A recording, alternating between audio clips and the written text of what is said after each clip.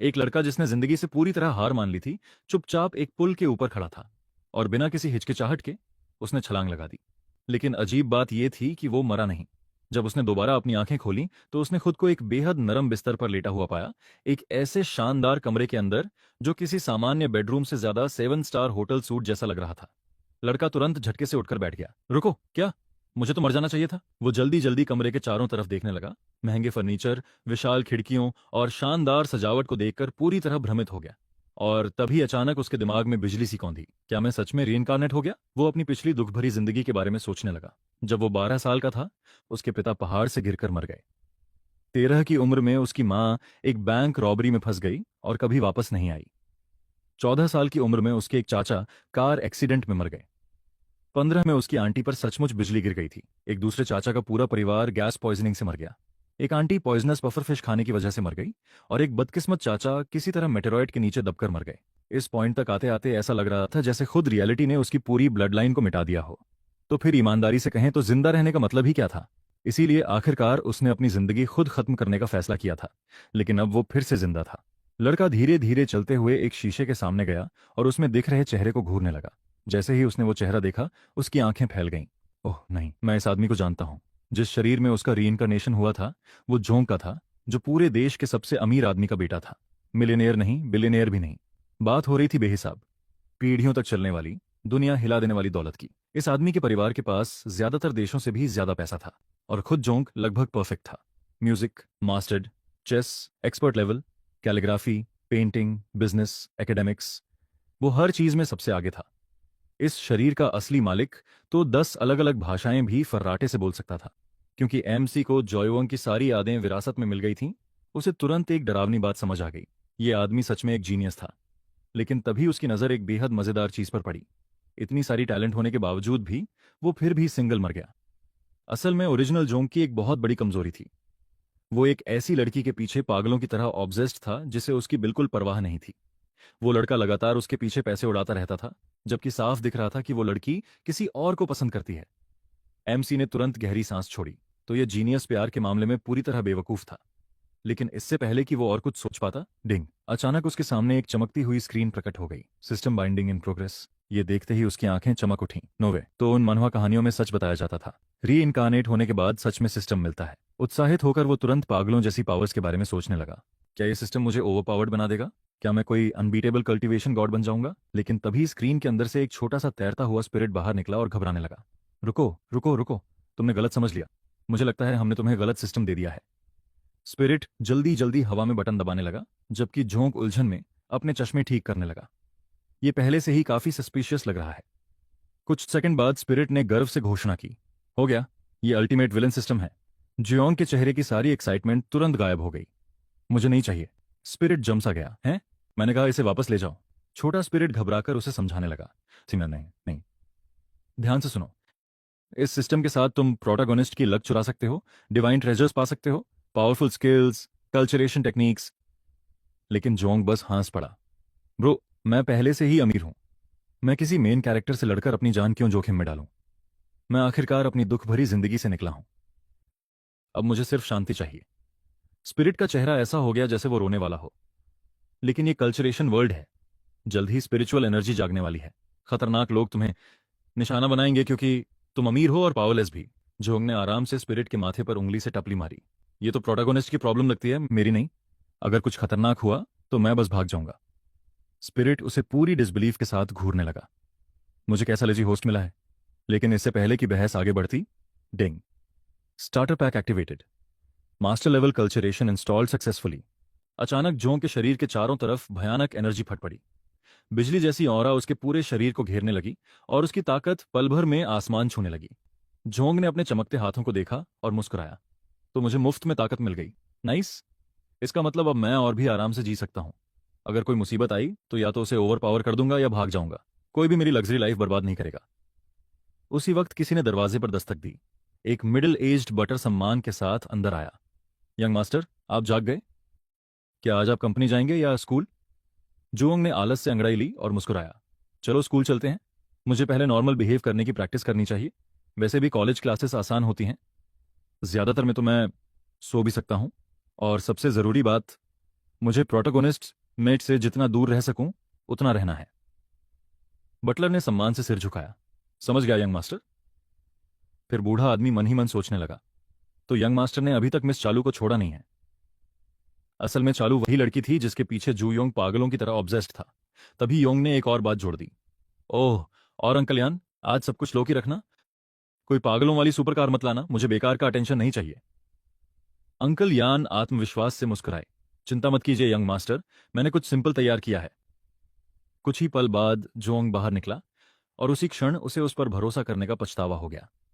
Mention के सामने एक बेहिसाब महंगी लग्जरी कार खड़ी थी जिसकी कीमत पूरे अपार्टमेंट बिल्डिंग से भी ज्यादा थी। जुओंग उसे डिसबिलीफ के साथ घूरने लगा।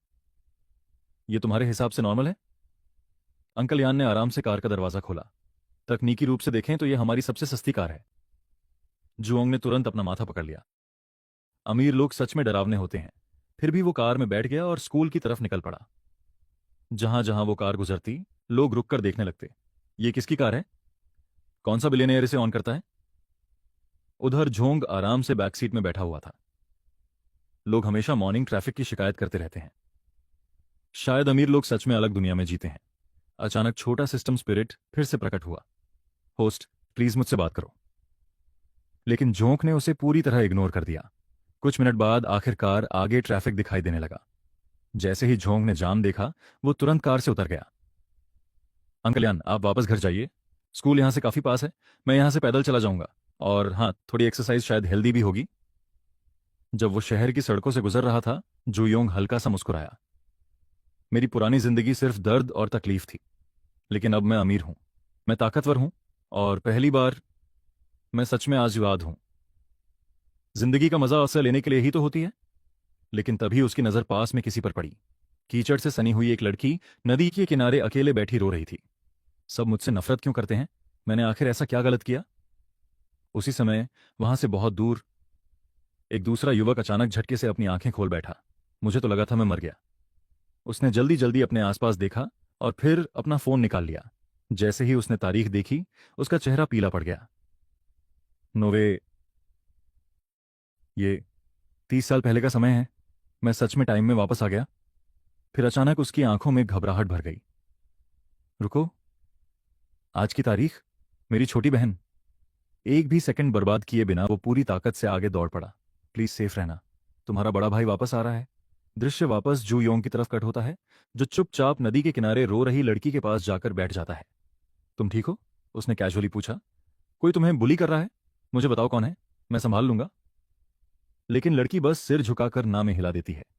कोई मेरी मदद नहीं कर सकता। सब मुझसे नफरत करते हैं। मैं जहां भी जाती हूं, लोग मुझे कचरे की तरह ट्रीट करते हैं। मेरा पूरा एग्जिस्टेंस ही एक गलती जैसा लगता है। झोंक कुछ पल उसे घूरता रहा, फिर अचानक उसे कुछ समझ आया। रुको, तुम नदी में कूदने वाली थी, है ना? लड़की चुप रही, और तभी यह बेवकूफ इंसानी इतिहास की सबसे खराब मोटिवेशनल स्पीच देना शुरू कर देता है। ध्यान से सुनो। डूबकर मरना बहुत बुरा तरीका है। तुम्हारा शरीर फूल जाता है और गुब्बारे की तरह पानी में तैरता रहता है। सच कहूं तो बहुत अगे लगता है। और सबसे पागलपन वाली बात, शायद तुम्हारी बॉडी पूरे एक दिन तक सरफेस पर भी ना आए। तो जरा इमेजिन करो, बाद में सब लोग तुम्हें पानी में तैरता हुआ देखें। जोंग एक सेकंड के लिए रुका। असल में अगर तुम्हें सच में अटेंशन चाहिए था, तो प्रिंसिपल की बिल्डिंग से कूदना शायद ज्यादा बड़ी हेडलाइंस बनाता। ब्रो, तुम आखिर बोल क्या रहे हो? यहां तक कि लड़की भी रोना बंद करके उसे घूरने लगी। क्या तुम मेंटली ठीक हो? जुआंग को तुरंत एहसास हो गया कि उसने पूरी तरह गड़बड़ कर दी है। हाँ, ठीक है। मैंने अभी जो कुछ कहा उसे भूल जाओ। अजीब माहौल को ठीक करने के लिए उसने एक चॉकलेट बार निकाला और उसकी तरफ बढ़ा दिया। मेरा नाम जुआंग है। अगर तुम्हें कभी मदद चाहिए हो तो मैं आसपास ही हूं। लड़की ने धीरे से चॉकलेट ले ली और हल्की सी मुस्कान दी। Thank you. मेरा नाम ल्यू है। मैं स्पेशल फ्रेशमैन क्लास से हूं। यह सुनते ही जू योंग तुरंत पूरी सिचुएशन समझ गया। स्पेशल क्लास अमीर एलीट्स और पावरफुल फैमिलीज के जीनियस स्टूडेंट्स से भरी हुई थी। ल्यू साफ तौर पर फाइनेंशियली वहां बिलोंग नहीं करती थी। जोंग ने अपनी आंखें हल्की सी सिकोड़ लीं। मुझे अंदाजा लगाने दो, तुम्हारी क्लास के स्टूडेंट्स ही तुम्हें बली करते हैं, है ना? ल्यू चुपचाप सिर हिला देती है। मेरा परिवार गरीब है। मुझे स्कूल में सिर्फ अपने ग्रेड्स की वजह से एडमिशन मिला, इसीलिए वो लोग मुझसे नफरत करते हैं। सब कुछ बताते हुए उसका शरीर कांपने लगा। वो मेरा होमवर्क फाड़ देते हैं, मुझे मारते हैं, सबके सामने घुटनों पर बैठने को मजबूर करते हैं और फिर मुझ पर हंसते हैं, मेरे पीछे रूमर्स फैलाते हैं, मुझे ट्रैश कहते हैं। आखिर तक पहुंचते पहुंचते उसके चेहरे पर फिर से आंसू बहने लगे और रीइंकारनेट होने के बाद पहली बार जोंग सच में गुस्सा हो गया। उसका चेहरा तुरंत बर्फ जैसा ठंडा हो गया। इन लोगों की इतनी हिम्मत! अचानक उसने लियू की कलाई पकड़ ली और खड़ा हो गया। चलो, हम अभी तुम्हारी क्लासरूम जा रहे हैं, ये सब यहीं खत्म करेंगे। लियू तुरंत घबरा गई। नहीं, प्लीज मत जाइए, उनकी फैमिलीज बहुत पावरफुल हैं। लेकिन वो एक छोटी सी बात भूल गई थी। उसके बगल में खड़ा आदमी पूरे देश के सबसे डरावने परिवार से था। जोंग आत्मविश्वास से मुस्कुराया। ध्यान से सुनो, आज से मैं तुम्हारा बॉस हूं। तो अब देखते हैं असल में किसका फैमिली ज्यादा स्ट्रांग है। जब वो क्लासरूम की तरफ बढ़ रहे थे, जोंग मन ही मन सोच रहा था, मैं मेन प्रोटैगोनिस्ट से तो हर हाल में दूर रहूंगा, लेकिन कुछ बिगड़े हुए रिच किड्स को संभालना, हाँ वो मैं कर सकता हूं। क्लासरूम हमेशा की तरह शोर से भरी हुई थी। स्टूडेंट्स हंस रहे थे, बातें कर रहे थे और बिना किसी परवाह के कमजोर क्लासमेट्स को ओपनली बली कर रहे थे। तभी बैंग! जूयोंग ने इतनी ताकत से क्लासरूम का दरवाजा बना लात मारकर खोला कि पूरा कमरा हिल गया। सारे स्टूडेंट्स तुरंत उसकी तरफ देखने लगे। जोंग शांति से अंदर चला आया जबकि लिनियो उसके पीछे खड़ी थी। एक लड़की तुरंत खड़ी हो गई। साफ था कि वही बलीज की लीडर थी। उसने हाथ बांधकर ताना मारते हुए मैं मुस्कुराया। अरे वाह, देखो कौन वापस आ गया। और ये लड़का कौन है? आखिरकार तुम्हें खुद को बचाने के लिए कोई मिल ही गया। बाकी स्टूडेंट्स घबराकर फुसफुसाने लगे। ओ नहीं, अब तो शिनली मामला और खराब कर देगी। उधर लिन यू पूरी तरह डर चुकी थी। ब्रोदर जोंग मेरी वजह से इस सब में फंस जाएंगे। लेकिन जोंग शांत स्वर में उसकी तरफ झुककर बोला, ऐसे लोग जितना ज्यादा टॉलरेट करो उतने ही बदतर होते जाते हैं। अगर कोई तुम्हें बली करे तो वापस लड़ो। बहुत लंबे समय बाद पहली बार लिनू को लगा कि कोई सच में उसके लिए खड़ा हुआ है। उधर जोंग सीधे बली लड़की के सामने जाकर रुक गया। तो यहां की बॉस तुम हो? लियू को बुली करना तुमने शुरू किया था, है ना? लड़की ने घमंड से अपनी ठुड्डी ऊपर उठाई। हाँ, मैंने ही किया था। मेरा नाम शिनली है। और तुम इसके बारे में आखिर कर क्या लोगे? तुम्हें पता भी है मेरा कजिन कौन है? उसके बाद पूरी करने से पहले ही स्मैक! जुआंग ने उसे इतना जोरदार थप्पड़ मारा कि वो सीधे फर्श पर जा गिरी। पूरी क्लासरूम जम गई। जुआंग ठंडी नजरों से उसे नीचे देखते हुए बोला, मुझे फर्क नहीं पड़ता तुम्हारा कजन एम्परर ही क्यों ना हो, अगर तुम लोगों को बली करोगी तो मार खाओगी। शिनली डिसबिलीफ में अपना गाल पकड़कर गुस्से से चिल्लाई, तुम्हारी इतनी हिम्मत! मेरा कजन चालू है, वो पूरे देश के सबसे अमीर परिवार के करीब है, वो जू फैमिली के हेयर के करीब है। जैसे ही जू योंग ने चोलू का नाम सुना, इस शरीर के ओरिजिनल ओनर की यादें उसके दिमाग में चमक उठीं। ओह सही, वही इरिटेटिंग लड़की जिसके पीछे पुराना जूयोंग पागल था। उधर शिनली ने उसकी चुप्पी को डर समझ लिया। वो तुरंत घमंड से वापस खड़ी हो गई। लगता है अब तुम्हें समझ आ गया कि तुमने किससे पंगा लिया है। अब घुटनों पर बैठो और माफी मांगो, वरना मैं तुम्हारी जिंदगी बर्बाद कर दूंगी। स्मैक! जुआंग ने उसे फिर थप्पड़ मार दिया, इस बार पहले से भी ज्यादा जोर से। पूरी क्लास एकदम खामोश हो गई। जुआंग ने धीरे से अपना फोन निकाला और अपना सोशल मीडिया प्रोफाइल खोल लिया। फिर उसने वो स्क्रीन सीधे उसके चेहरे के सामने कर दी। अपनी आंखें खोलो और ध्यान से देखो मैं कौन हूं। जैसे ही शिनली ने उसका प्रोफाइल देखा, उसकी तो जैसे आत्मा ही शरीर छोड़कर निकल गई। तुम जोंग हो? उसकी पूरी पर्सनैलिटी पल भर में बदल गई। वो तुरंत घबराई हुई मुस्कान के साथ बोली, ओह तो आप वही जोंग हैं। मेरी कजन शाओलू आपको जानती है, हम तो प्रैक्टिकली फैमिली हुए। स्मैक! तीसरा थप्पड़। जुआंग अब उसकी बकवास से पूरी तरह तंग आ चुका था। बात करना बंद करो और खुद को कभी भी मेरा फैमिली मत कहना। और जहां तक चालू की बात है, अब मुझे उसकी बिल्कुल भी परवाह नहीं है। पूरी क्लासरूम तुरंत पैनिक में फट पड़ी। रुको, वो जू फैमिली, पूरे देश का सबसे अमीर परिवार, हम तो बर्बाद हो गए। उसी समय टीचर भी कमरे में आ गया, पूरे हंगामे को देखकर उलझन में। तुम आखिर हो कौन? जुओंग शांति से उसकी तरफ मुड़ा। सच में जानना चाहते हो? मैं जुओंग हूं, जाकर मेरा नाम सर्च करो। फिर उसका चेहरा गंभीर हो गया। अब इस मामले को ठीक से निपटाते हैं। उसने कमरे में मौजूद हर स्टूडेंट की तरफ देखा। जाकर अपने पेरेंट्स से कहो कि आज रात मेरे घर आएं। हम लेनो के साथ तुम लोगों ने जो किया है उस पर बात करेंगे। और अगर कोई आने का फैसला नहीं करता, वो हल्का सा मुस्कुराया, तो मुझे यकीन है तुम कंसिक्वेंसेस समझते हो। स्टूडेंट्स तुरंत घबराने लगे। एक लड़का तो लगभग गिर ही पड़ा। मेरे डैड की कंपनी खत्म हो जाएगी। एक दूसरी लड़की घुटनों पर गिर गई। अगर मुझे पता होता कि लिनू के पीछे ऐसा बैकिंग है तो मैं उसे कभी हाथ भी नहीं लगाती। फिर जुयोंग ने धीरे से लियू के सिर पर हाथ रखा। ध्यान से सुनो, अब से लियू मेरी लिटिल सिस्टर है, और अगर किसी ने उसे दोबारा छुआ, उसकी आंखें बर्फ जैसी ठंडी हो गईं, तो मैं उसे बर्बाद कर दूंगा। पूरी क्लासरूम मौत जैसी खामोशी में डूब गई। सब लोग लियू को ऐसे देखने लगे जैसे वो अचानक स्कूल की सबसे खतरनाक इंसान बन गई हो। तभी अचानक क्लासरूम का दरवाजा फिर से जोर से खुला।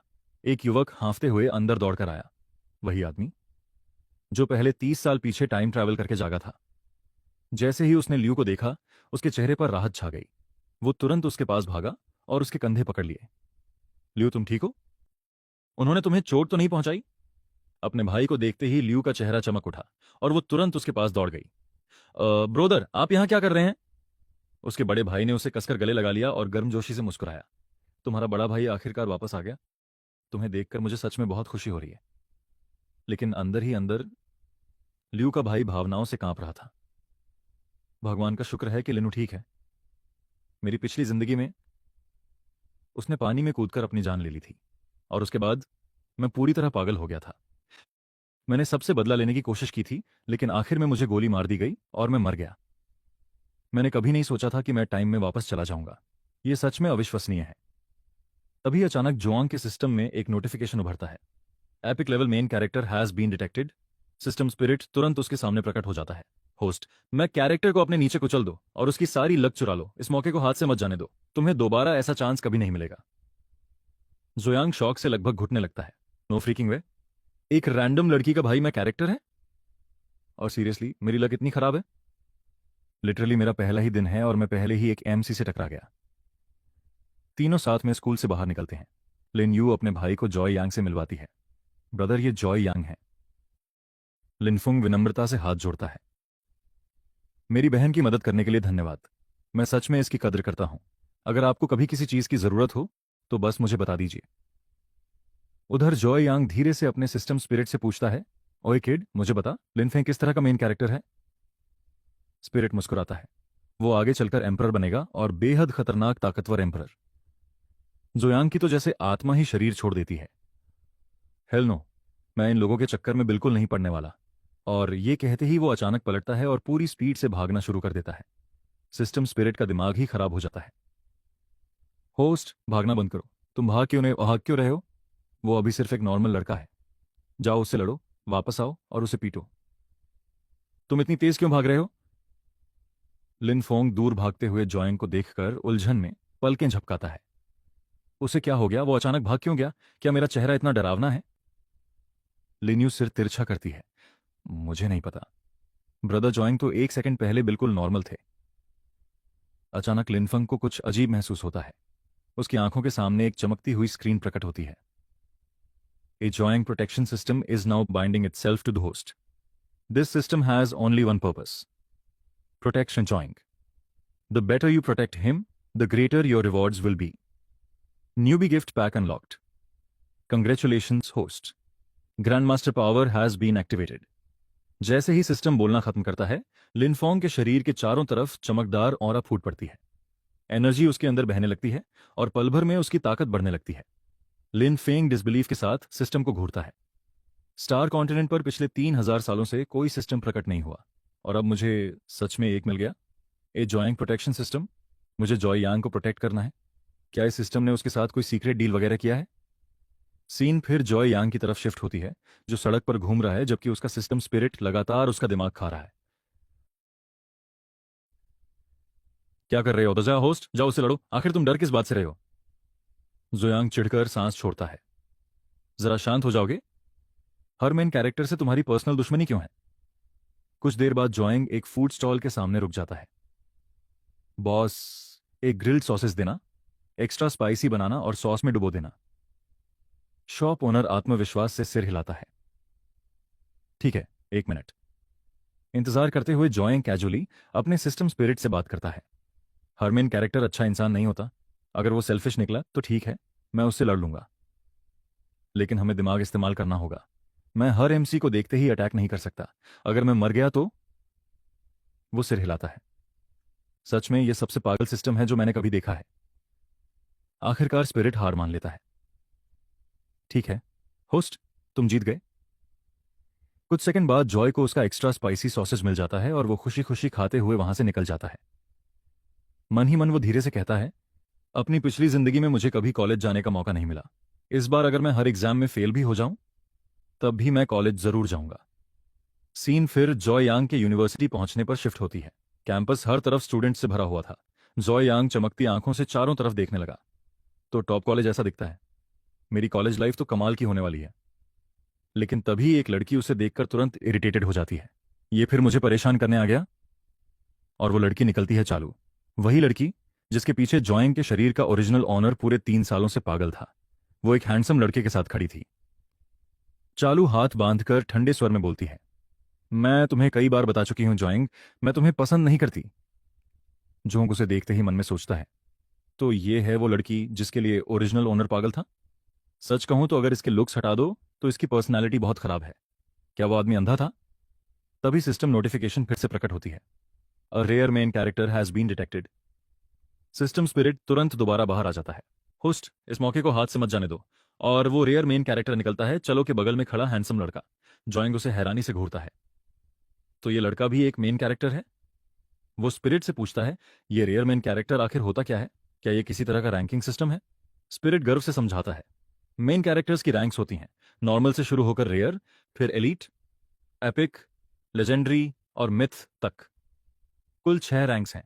हर लेवल पिछले वाले से कई गुना ज्यादा ताकतवर होता है। रेयर क्लास मतलब फाउंडेशन टीयर, एलीट टीयर मतलब स्पिरिट डिवीजन, लेजेंडरी टीयर मतलब ह्यूमन इमॉर्टल, एपिक टीयर मतलब गोल्डन इमॉर्टल और मिथ लेवल तुम्हें इमॉर्टल एम्परर बना देता है।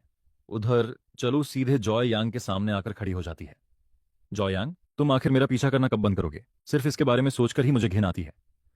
आसपास के स्टूडेंट्स तुरंत गॉसिप करने लगते हैं। जॉय यांग फिर से चलो के पीछे पड़ा हुआ है। वो पिछले 3 साल से उसके पीछे ऑब्सेस्ड है। एक दूसरा लड़का सांस छोड़ते हुए कहता है, हाँ लेकिन उसने कभी उसे अटेंशन नहीं दिया, जबकि उसने उसके लिए इतना कुछ किया। सच कहूं तो आज उसकी फैमिली के पास जो कुछ भी है वो सिर्फ जॉय यांग की वजह से है। तभी एक लड़की जल्दी से फुसफुसाती है, ऐसी बातें जोर से मत बोलो, अगर चालू ने सुन लिया तो तुम मारे जाओगे। उधर जोए लगातार चालू के बगल में खड़े हैंडसम लड़के को घूर रहा था। तो ये है रेयर मेन कैरेक्टर। इसकी पावर सच में इतनी बुरी नहीं है। ये पहले ही इननेट लेवल तक पहुंच चुका है। क्योंकि जॉय लगातार उस लड़के को देख रहा था, चालू तुरंत डिफेंसिव हो गई। तुम लियोन को क्यों घूर रहे हो? तभी पहली बार हमें उस प्रिटी बॉय का नाम पता चलता है, लियोन। चलो गुस्से से जॉय यांग की तरफ उंगली दिखाती है, मैं तुम्हें अभी वार्निंग दे रही हूं, उसके पास जाने की कोशिश भी मत करना। क्या अब तुम उसे भी परेशान करने वाले हो?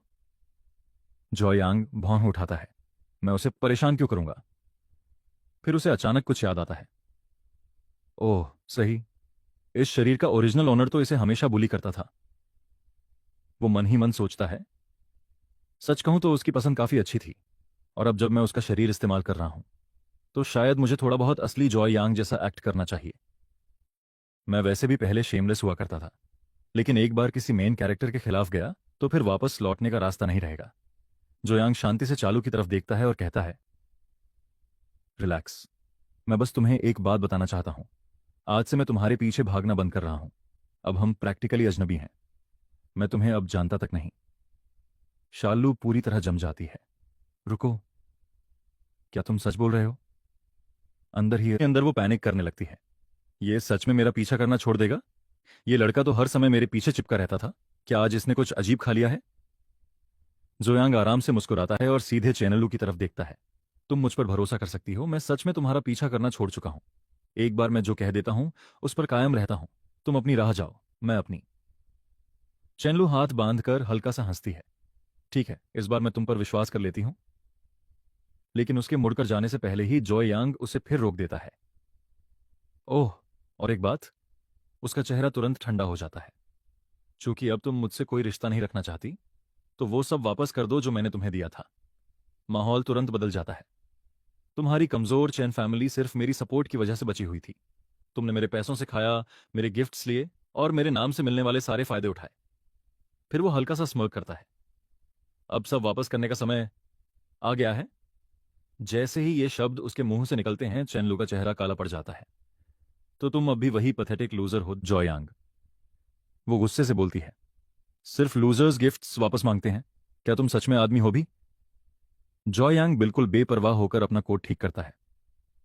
रिश्ता खत्म करने वाली तुम हो, मैं तो बस वो वापस ले रहा हूं जो मेरा है। वो कंधे उचकाता है, इसमें गलत क्या है? आसपास खड़े स्टूडेंट सब कुछ सुनकर तुरंत गॉसिप करने लगते हैं। रुको, क्या जॉइंग सच में चैनलू का पीछा छोड़ने वाला है? ये तो बहुत बड़ा प्लॉट ट्विस्ट है। एक दूसरा लड़का धीरे से हंसता है। अगर जू फैमिली ने चैन फैमिली को सपोर्ट करना बंद कर दिया तो उनका काम तमाम है।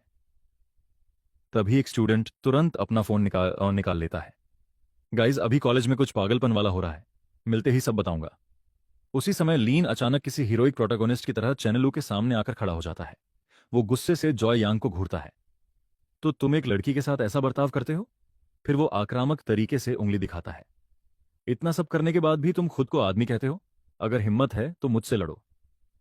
लेकिन अंदर ही अंदर लीन पैनिक कर रहा था। अगर जुआंग ने चेनलू से रिश्ता तोड़ दिया तो बाद में मैं उसकी फैमिली से फायदा कैसे उठाऊंगा? मैं उसे यहां जीतने नहीं दे सकता। लीन नाटकीय अंदाज में अपनी स्पिरिचुअल प्रेशर छोड़ता है। आसपास के स्टूडेंट्स तुरंत टेंशन महसूस करने लगते हैं, लेकिन जॉय यांग अंदर ही अंदर लगभग हंस पड़ता है। इतनी सी ताकत, और यह आदमी इतना टफ बनने की कोशिश कर रहा है। तभी बूम, जॉय यांग आराम से अपनी ऑरा छोड़ता है। सिर्फ प्रेशर ही लीन को पीछे लड़खड़ा देता है। वो मुश्किल से खुद को गिरने से बचा पाता है। जॉय यांग उसे पूरी बेइज्जती भरी नजरों से देखता है। तुम खुद को समझते क्या हो? उसकी आंखें सिकुड़ जाती हैं। तुम्हें सच में लगता है कि तुम मेरे लेवल पर हो? लीन का चेहरा तुरंत बदल जाता है। यह कैसे हो सकता है? उसकी यादों में जोयांग सिर्फ एक स्पॉल्ड रिच किड था जो किसी पावरफुल सेकंड जनरेशन फैमिली से था। वो अचानक इतना स्ट्रांग कैसे हो गया?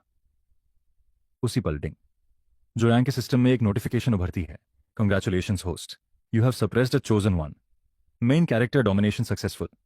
Luck points increased by 300। जोयांग को सिस्टम की बातों पर लगभग हंसी आ जाती है। सबने देखा है कि मैं पहले चेनलू के साथ कितना अच्छा व्यवहार करता था। वो कहता है, सिर्फ इसलिए कि मैंने उसका पीछा करना छोड़ दिया, इसका मतलब यह नहीं कि मैं उसे बली कर रहा हूं। फिर वो लीन की तरफ देखता है। ध्यान से सुनो, सड़क पर रहने वाले लोग भी जानते हैं कि अगर कोई इंसान सालों तक तुम्हारे लिए मेहनत करे और तुम्हें सपोर्ट दे तो उसका एहसान लौटाना चाहिए। वो असर डालने के लिए थोड़ी देर रुकता है। तो क्या तुम कह रहे हो कि चेनलू उनसे भी बदतर है? Critical hit. चेनलू तुरंत गुस्से से फट पड़ती है। जॉयंग, तुम घिनौने हो। मेरी बेइज्जती करने की तुम्हारी हिम्मत कैसे हुई? स्लैप। एक और साफ थप्पड़ सीधे उसके चेहरे पर पड़ता है। इस पॉइंट तक तो बैकग्राउंड कैरेक्टर्स भी ट्रॉमेटाइज्ड दिखने लगे थे। चेनलू डिसबिलीफ में अपना गाल पकड़ लेती है। तुमने मुझे मारा? उसका चेहरा ऐसा हो जाता है जैसे उसका दिमाग काम करना बंद कर चुका हो। तुमने सच में मुझे मारा? जोयांग उसे ठंडी नजरों से घूरता है। अब हमारा कोई रिश्ता नहीं है। फिर वो उसके करीब आता है। अपनी औकात याद रखो, मैं जू फैमिली का एल्डेस्ट सन हूं। उसकी आवाज और तेज हो जाती है। और तुम खुद को आखिर समझती क्या हो? फिर वो लीन की तरफ देखता है। अपनी पागल औरत को कंट्रोल में रखो, इसे लोगों को काटने मत दो। आसपास खड़े स्टूडेंट्स हंसी रोकते रोकते लगभग घुटने लगते हैं। चनलू गुस्से से फट रही थी, लेकिन लियोन तुरंत उसे रोक लेता है। शांत हो जाओ, वो फुसफुसाता है। आज जॉयंग कुछ अजीब बिहेव कर रहा है। उधर जॉय पहले ही 10 कदम आगे की प्लानिंग कर चुका था। मैं चैन फैमिली को मिला हर फायदा वापस छीन लूंगा, वो शांति से सोचता है। वैसे भी वो सिर्फ मेरी फैमिली की वजह से यहां तक पहुंचे हैं। फिर वो हल्का सा स्मार्क करता है। मुझे अपने हाथ भी गंदे नहीं करने पड़ेंगे, मेरे लोग खुद उन्हें संभाल लेंगे। जैसे ही वो वहां से जाने लगता है, अचानक उसके दिमाग में एक और आइडिया आता है। क्या होगा अगर मैं लीन को लिन फांग से लड़वा दूं? एक एपिक टीयर मेन कैरेक्टर बनाम रेयर टीयर मेन कैरेक्टर। सिर्फ उस केओस की कल्पना करके ही वो मुस्कुरा उठता है। तभी सिस्टम स्पिरिट फिर से बाहर निकल आता है। होस्ट, आप कहां जा रहे हैं? छोटा स्पिरिट गुस्से से भरा हुआ था। वापस जाओ और उसे और पीटो, तुमने उसे ठीक से मारा भी नहीं। इस सिस्टम को सच में थेरेपी की जरूरत है। स्पिरिट लगातार चिल्लाता रहता है। तुमने आखिरकार एक मेन कैरेक्टर से लड़ाई की है, इसका फायदा उठाओ और ज्यादा लक पॉइंट्स फार्म करो। जोयांग थककर सांस छोड़ता है। किड, वो सिस्टम स्पिरिट से कहता है, मुझे एक बात बताओ, क्या मैं हर मेन कैरेक्टर से लड़ाई किए बिना इमॉर्टल एम्परर बन सकता हूं? स्पिरिट तुरंत सिर हिलाता है। बिल्कुल, लेकिन पहले तुम्हें मेन कैरेक्टर्स को क्रश करना होगा। जब तुम पुराने एम्परर्स से भी ज्यादा स्ट्रांग बन जाओगे, तब तुम्हें कोई रोक नहीं पाएगा। जोयांग अचानक मुस्कुरा देता है। तो फिर ऐसा करते हैं। स्पिरिट वहीं जम जाता है। जोयांग आत्मविश्वास से आगे बोलता है, मैं पहले एम्पर बनूंगा, उसके बाद तुम्हारी मदद करूंगा लक चुराने में। उसकी लॉजिक एक साथ बेवकूफी भरी भी लगती है और जीनियस भी। इस तरह मेरे पास एम्पर लेवल पावर भी रहेगी और बाद में मैं लक पॉइंट्स भी कलेक्ट करूंगा। स्पिरिट पूरी तरह हार मानने वाला चेहरा बना लेता है। होस्ट, क्या आप पागल हैं? आखिरकार वो हार मान लेता है। ठीक है, जो करना है करो। अगर आपको मेन कैरेक्टर से लड़ना नहीं है तो मत लड़ो। जॉय गर्व से मुस्कुराता है। विक्ट्री। फिर वो मन ही मन सोचता है, यार, मैं अब भी लोगों को मैनिपुलेट करने में बहुत खराब हूं। अगर लुआ यहां होता तो वो अब तक इस सिस्टम को गैसलाइट करके फ्री पावर निकलवा चुका होता। कुछ देर बाद जॉइंग देखता है कि आगे सड़क पर बहुत बड़ी भीड़ जमा हुई है। उधर क्या हुआ? जिज्ञासा में वो भीड़ के अंदर चला जाता है। बीच में एक बूढ़ा आदमी बेहोश पड़ा था। जैसे ही झोंग उसका चेहरा देखता है, उसकी आंखें फैल जाती हैं। रुको, ये तो फॉर्मर मेयर मो है। फिर उसका चेहरा गंभीर हो जाता है। यह सेटअप कुछ ज्यादा ही फेमिलियर लग रहा है। उसे अचानक याद आता है कि उसने मना में बिल्कुल यही सिनेरियो पढ़ा था। अगर यह सच में वही कहानी है, उसकी आंखें सिकुड़ जाती हैं। तो अब किसी भी सेकंड में एक वाइल्ड मेन कैरेक्टर प्रकट होना चाहिए। और ठीक उसी समय एक सब्जियां उठाए युवक भीड़ को धक्का देते हुए अंदर आता है। साइड हटो। डिंग। सिस्टम तुरंत रिएक्ट करता है। Rare level child of destiny detected. Name Chuling. System spirit का तो दिमाग ही उड़ जाता है। होस्ट, यहां बहुत सारे लोग हैं, जल्दी से जाकर उसे सीक्रेटली पीटो। ब्रो, यह सिस्टम फुल टाइम हेटर है। जोयांग डिसबिलीफ में नए आए लड़के को घूरता है। इस दुनिया में हर जगह मेन कैरेक्टर्स ही क्यों भरे पड़े हैं? स्पिरिट कैजुअली जवाब देता है, इतने सारे इसलिए हैं क्योंकि ये फाइनल वर्ल्ड है। जोयांग तुरंत चलते चलते रुक जाता है। Final world? स्पिरिट तुरंत अपना टोन बदल देता है। भूल जाओ कि मैंने कुछ कहा। फिर वो नाटकीय तरीके से चूलिंग की तरफ इशारा करता है। अब जाओ और चाइल्ड ऑफ डेस्टिनी को सप्रेस करो।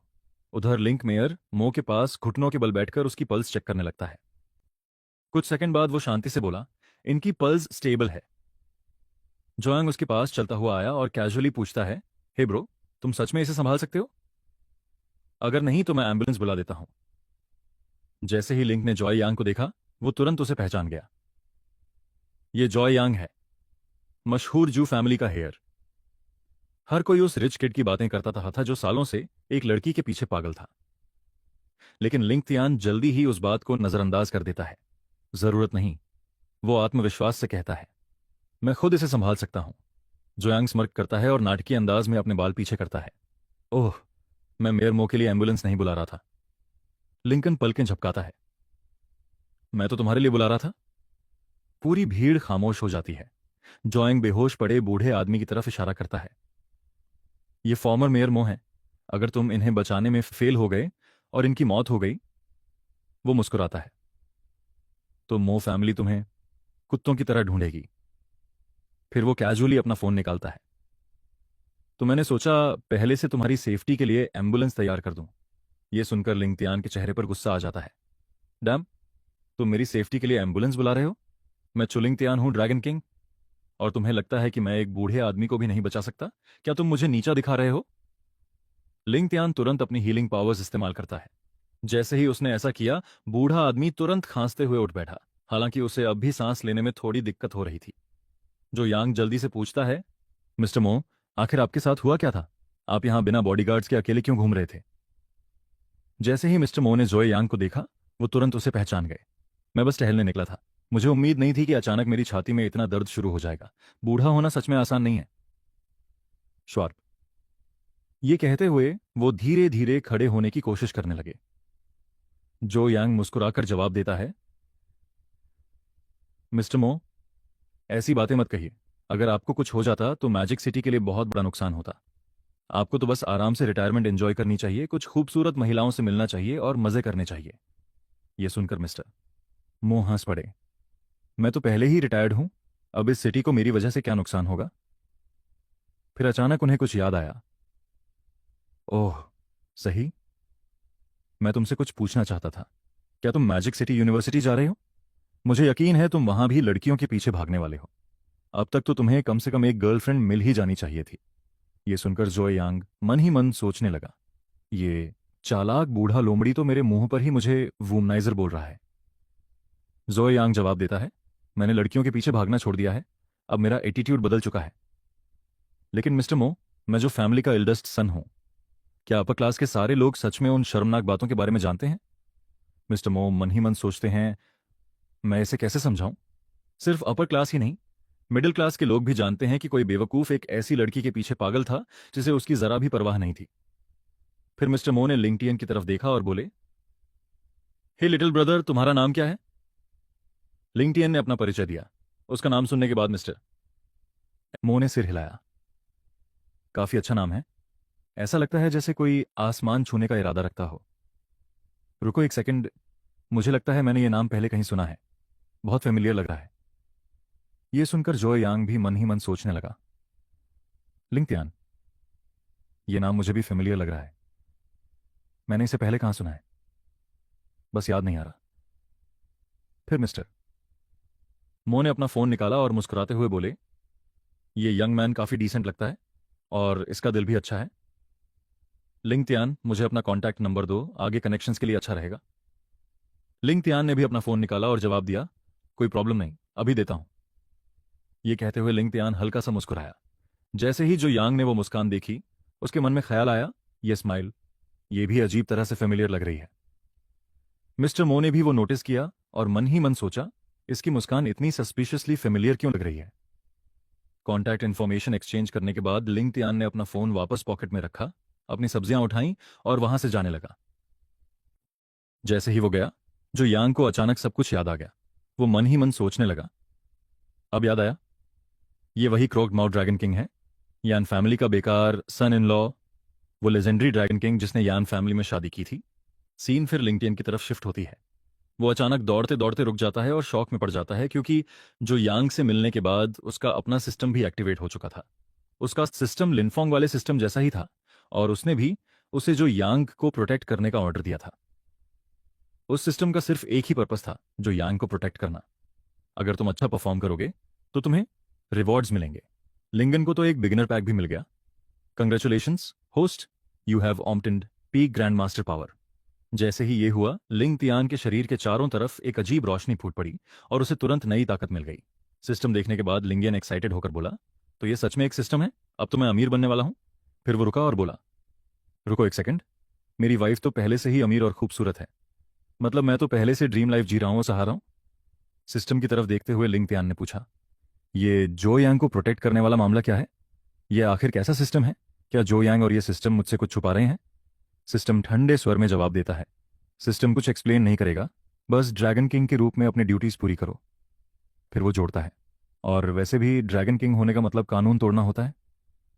ये सुनकर लिंगियन बोला, शायद बात सही है। रुको एक सेकंड, मैंने तो कभी कानून नहीं तोड़ा, तो मुझे डरना क्यों चाहिए?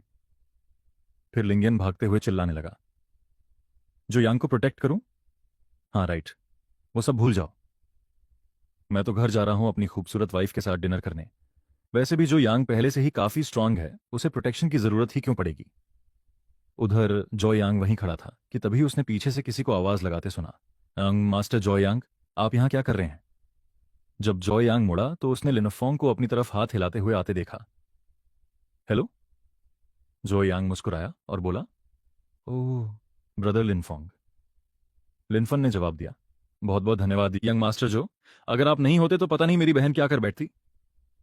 जो यांग कैजुअली बोला, उसकी चिंता मत करो, जब मेरे यूजलेस पेरेंट्स दुनिया घूमकर वापस आ जाएंगे, तब लियो ऑफिशियली उन्हें अपने गॉड पेरेंट्स बुला सकेगी। बेसिकली जो यांग चाहता था कि उसके पेरेंट्स लिन्यू को अडॉप्ट कर लें। ये सुनकर लिनफंग शॉक में पड़ गया, आप सच में ऐसा करेंगे? जो यांग ने लिनफ का हाथ पकड़ते हुए कहा, आज मैंने उन सभी लोगों के पेरेंट्स को अपने घर बुलाया है जिन्होंने लिन्यू को बुली किया था। ल्यू को वहां होना पड़ेगा और तुम्हें भी आना चाहिए, उसे साथ लेकर आना। ये लोग स्कूल में दूसरों को बुली करते हैं, हम इन्हें इतनी आसानी से छोड़ने वाले नहीं हैं। ये सुनकर लिनफंग मन ही मन सोचने लगा, मैं हमेशा सोचता था कि रिच लोग एरोगेंट होते हैं, लेकिन मैं गलत था। यंग मास्टर जो यांग सिर्फ टैलेंटेड नहीं है, वो सच में अच्छा इंसान भी है। कोई हैरानी नहीं कि वो जो फैमिली का हेयर है। लिनफिंग ने सिर झुकाकर ईमानदारी से उसे धन्यवाद दिया, बहुत बहुत धन्यवाद लिन, मैं और मेरी बहन आपकी काइंडनेस कभी नहीं भूलेंगे। जो यांग ने उसका हाथ पकड़कर जवाब दिया, अरे मुझे बस जो यांग कहो, ये मॉडर्न एरा है। मुझसे ऐसे मत बात करो जैसे तुम कोई सर्वेंट हो। मुझे ये बिल्कुल पसंद नहीं। लिनफोंग ने अपना माथा छुआ और मन ही मन सोचा, लेकिन मैंने कब कहा कि मैं सर्वेंट हूं? शायद जो यांग कुछ गलत समझ बैठा। जो यांग आगे बोला, लिनफंग, तुम भी मैजिक सिटी यूनिवर्सिटी से हो, है ना? तो तुम्हें वहां मेरी रेप्यूटेशन के बारे में पता ही होगा। चीजें मेरे लिए काफी खराब रही हैं। मैं पहले बहुत बड़ा वुमनाइजर था, भले ही मैं जो फैमिली का एल्डेस्ट सन हूं, लेकिन मैंने लड़कियों के लिए बहुत सारी बेवकूफियां की हैं। ये सुनकर लिनफंग मन ही मन सोचने लगा, लगता है चू ने सच में इस आदमी को रिजेक्ट कर दिया था। जो यांग आगे बोला, लेकिन आज मैंने चू से ब्रेकअप कर लिया। लिनफोंग तुरंत मन ही मन सोचने लगा, रुको, तुम दोनों कब रिलेशनशिप में थे? फिर जो यांग ने जोड़ दिया, और मैंने उसे थप्पड़ भी मारा। ये सुनते ही लिनफंग पूरी तरह शॉक में पड़ गया। तुमने उसे थप्पड़ मारा और फिर भी रिजेक्ट तुम नहीं हुए? इस प्लॉट का तो कोई मतलब ही नहीं बनता। जो यांग आगे बोला, मैंने चुल्लू के साथ सब खत्म कर दिया है। लिनफंग, तुम रो क्यों रहे हो? आज मैं लिन्यू से मिला और उससे मिलने के बाद मुझे आखिर समझ आया कि मुझे सच में क्या चाहिए। ब्रोदर लिनफन, मैं तुमसे भीख मांग रहा हूं।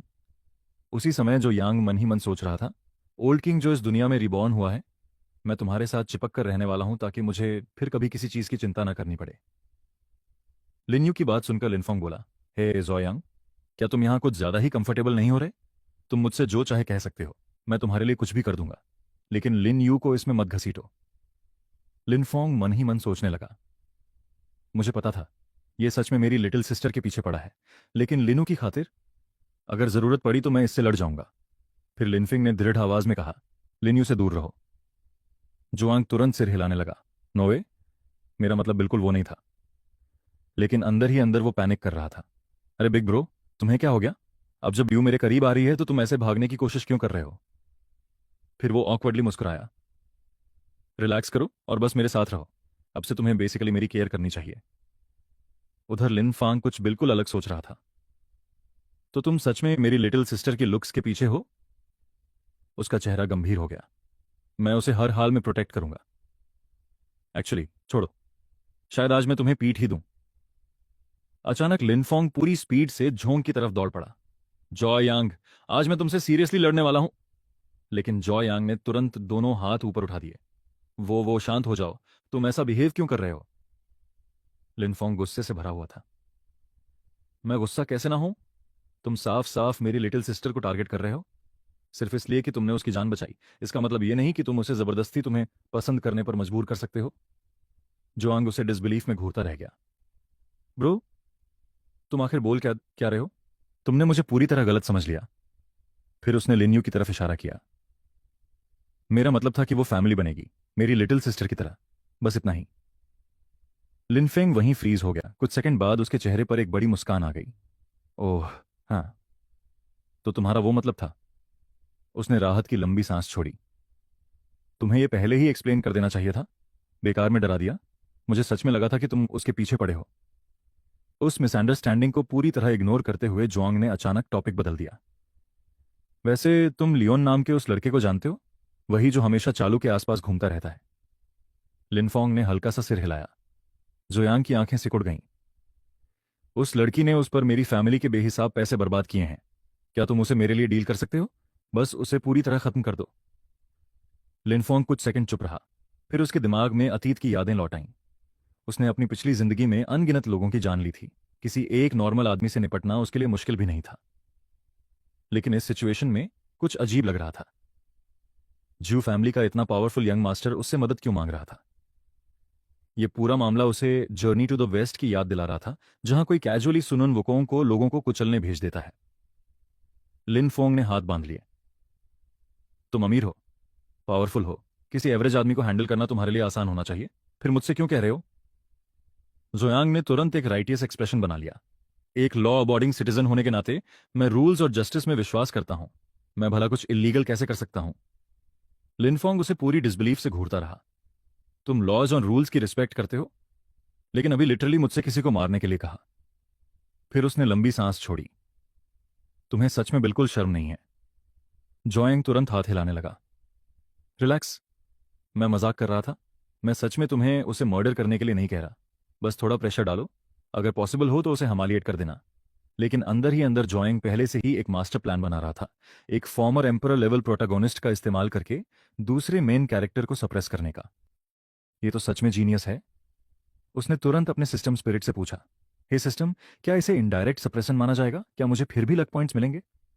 स्पिरिट पूरी तरह थका हुआ लग रहा था। ठीक है, तुम जीत गए, मैं इसे काउंट करूंगा। फिर उसने गहरी सांस छोड़ी। सच कहूं तो तुम्हारे आसपास रहकर मैं भी लेजी हो गया हूं। लिनफोंग अब भी सस्पिशियस लग रहा था। सच सच बताओ, तुम ये सब चलो की वजह से तो नहीं कर रहे, है ना? तुम मुझे रिवेंज के लिए इस्तेमाल तो नहीं कर रहे? जोए ने तुरंत आंखें घुमा दी। अगर मैं मूव ऑन नहीं हुआ होता तो फिर मैं उससे ब्रेकअप ही क्यों करता? फिर उसने कैजुअली जोड़ दिया, वैसे आज रात मेरे घर आना मत भूलना, तुम्हें एड्रेस पता है? और ये कहकर वो वहां से चला गया। पीछे लिनफन ऑकवर्डली अपना सिर खुजलाने लगा। तो तुमने सच में मान लिया कि तुम पहले बहुत बड़े सिंप थे? फिर उसने सांस छोड़ी। वॉटएवर, उसने मेरी बहन की मदद की, मैं उस पर एहसानमंद हूं। उसके चेहरे पर हल्की मुस्कान आ गई। और सच कहूं तो लियान को क्रश करना मेरे लिए मुश्किल भी नहीं होना चाहिए। सीन फिर जॉय यांग की तरफ शिफ्ट होती है, जो अंकल यान को कॉल करता है। अंकल यान, मिडिल स्कूल गेट के पास आकर मुझे पिक कर लीजिए। जैसे ही अंकल यान ने फोन उठाया, उनकी आवाज बेहद इमोशनल लग रही थी। यंग मास्टर, क्या यह सच है? क्या आपने सच में चालू को थप्पड़ मारा और उससे रिश्ता खत्म कर दिया? ऐसा लग रहा था जैसे वो रोने वाले हों। जब आपके पेरेंट्स ये सुनेंगे तो शॉक हो जाएंगे। यंग मास्टर, आप आखिरकार बड़े हो गए। अब आप अपनी जिंदगी लड़कियों के पीछे बर्बाद नहीं कर रहे।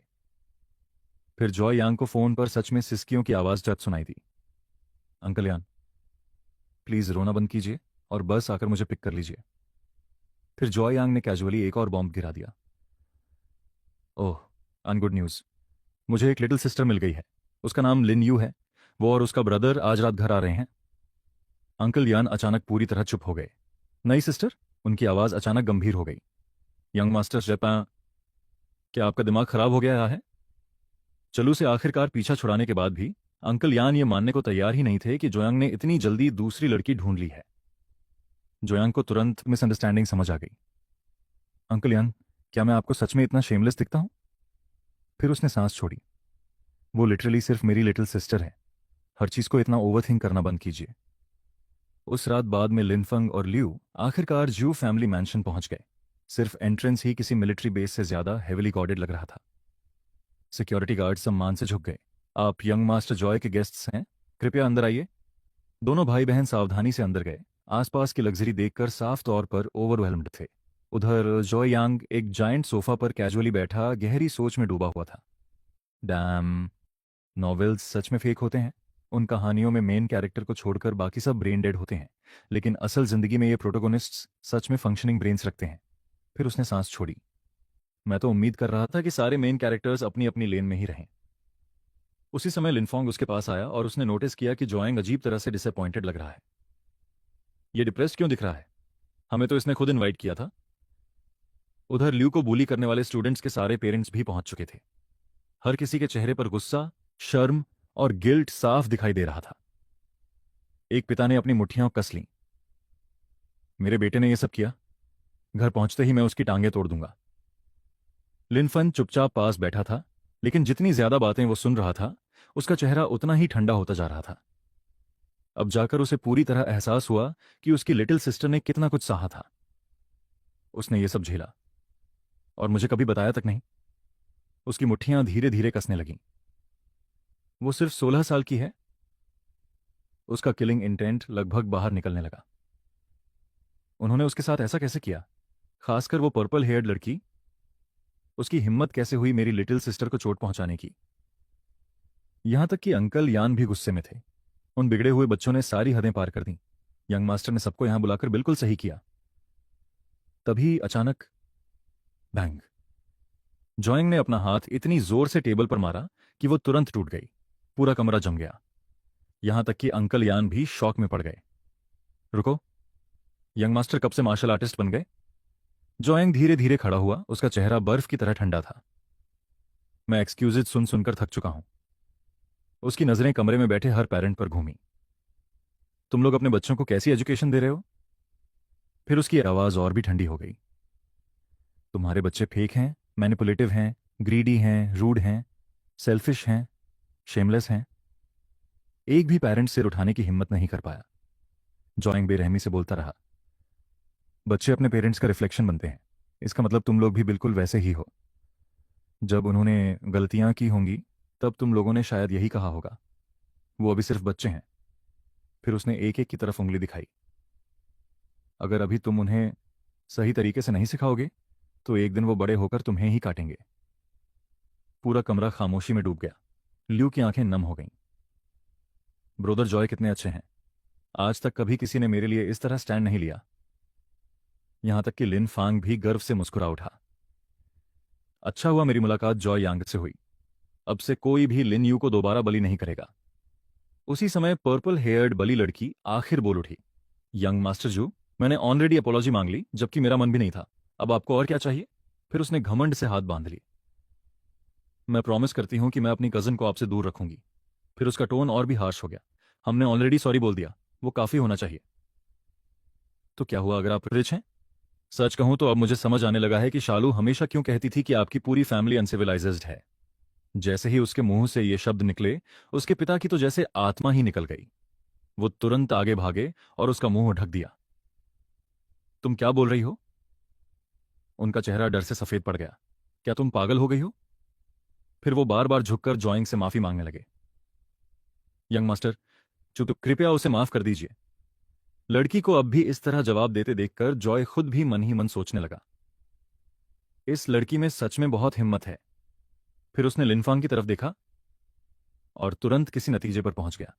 ये लड़की इतनी फायरलेस तब तक बिहेव नहीं कर सकती जब तक इसके ऊपर किसी तरह का मेन कैरेक्टर होना ना हो। उधर लिनफेंग बस डिसबिलीफ में खड़ा था। कमरे में बाकी कोई जोर से सांस लेने तक की हिम्मत नहीं कर रहा था, लेकिन ये एक लड़की प्रैक्टिकली खुद मुसीबत मांग रही थी। जोयांग ने ठंडी सांस छोड़ी। बस करो ये बकवास।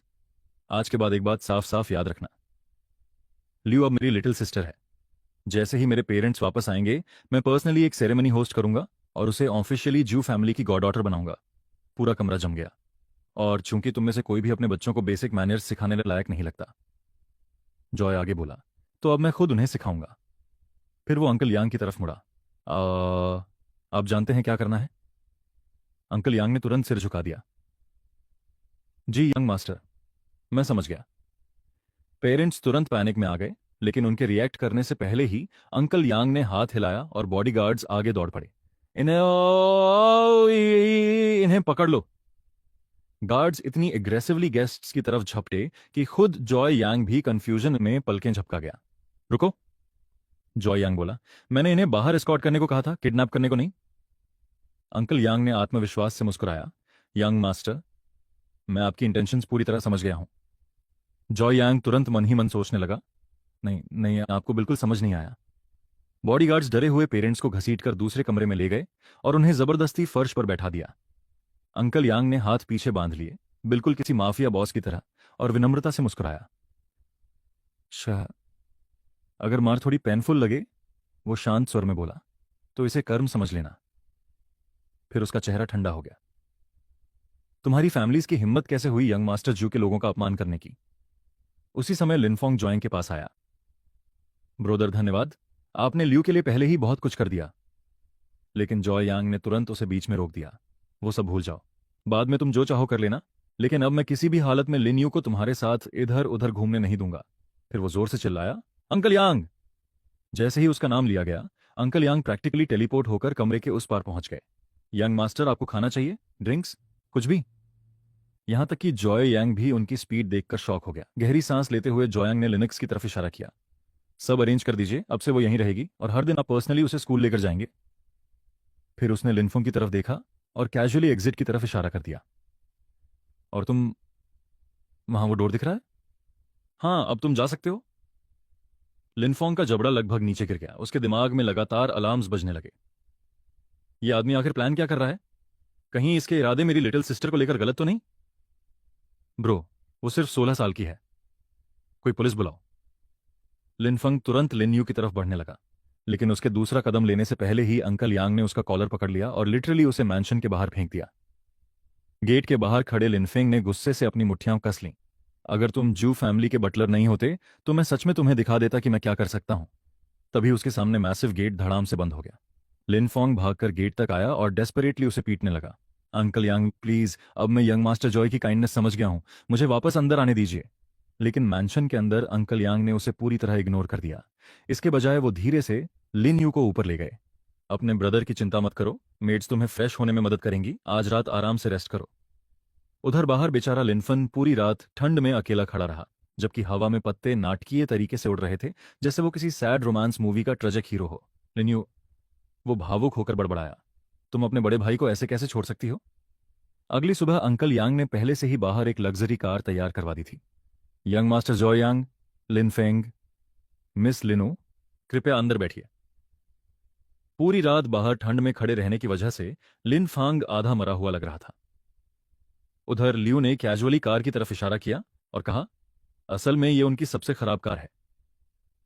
लिनफांग ये सुनकर लगभग खून खांसने वाला था। रिच लोग सच में डरावने होते हैं। जैसे ही कार एकेडमी की तरफ बढ़ी, एक और लग्जरी व्हीकल जू मंशन के बाहर आकर रुकी।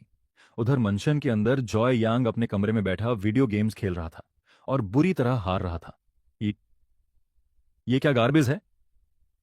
वो चिल्लाया, क्या कोई हैकिंग कर रहा है? मैं हर मैच में इंस्टेंटली क्यों मर रहा हूं? तभी एक मेड कमरे में आई। यंग मास्टर, यान फैमिली की मिस यान आपसे मिलने आई हैं। जोयांग एक पल के लिए रुका, फिर उसे अचानक याद आया, ओह सही, वो कॉन्ट्रैक्ट साइनिंग के लिए आई है। मेड के जाने के बाद जोयांग पीछे टिक गया और सोचने लगा, ये सब सिर्फ इसलिए हुआ क्योंकि इस शरीर का ओरिजिनल ओनर दुनिया का सबसे बड़ा सिम्प था। मैंने बेहिसाब पैसे खर्च किए चालू की मदद करने में, और बदले में मुझे क्या मिला? कुछ भी नहीं। यान फैमिली ने पैसा कमाया, चेन फैमिली ने पैसा कमाया, और मैं तो बस बीच में खड़ी एटीएम मशीन था। उसने मेड को वापस बुलाया, यान को थोड़ा वेट करने दो। तभी अचानक उसे एक और मेमोरी याद आई। यान और चुनटेन, रुको एक सेकंड, यही वो औरत है जिसके पीछे ड्रैगन किंग प्रोटोगोनिस्ट पागल है। बाहर वेटिंग एरिया में एक बेहद खूबसूरत महिला शांति से बैठी हुई थी, वही थी यान। जॉइंग ने जानबूझकर उसे इंतजार करवाया, फिर आखिरकार उसके सामने पहुंचा। मिस यान, उसने हल्की मुस्कान के साथ कैजुअली कहा, क्या रेयर गेस्ट हैं? यान शान ग्रेसफुली खड़ी हुई और उसने हाथ आगे बढ़ाया, काफी समय हो गया जू। लेकिन हाथ मिलाने के बजाय जोंग उसके पास से निकल गया और कैजुअली सोफा पर बैठ गया। अरे, इतना फॉर्मल होने की जरूरत नहीं है, हम सालों से साथ काम कर रहे हैं, सीधे बिजनेस की बात करते हैं। यान ने धीरे से अपना हाथ वापस खींच लिया, थोड़ी कंफ्यूज्ड होकर। आज ये इतना अजीब बिहेव क्यों कर रहा है? पहले तो ये चोलू के फ्रेंड्स के साथ भी बहुत अच्छा बिहेव करता था। उधर जॉय यांग अंदर ही अंदर पैनिक कर रहा था।